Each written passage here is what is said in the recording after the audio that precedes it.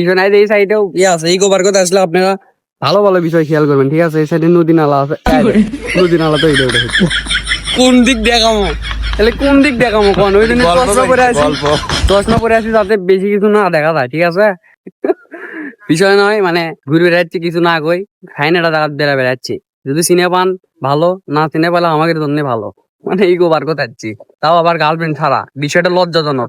বিষয় হচ্ছে পিছে মুড়ে মশা মারার সাউন্ড হচ্ছে, এই হলে কখন মানা করলো না তোমাকে আমি ভিডিও, মশা মারার সাউন্ড।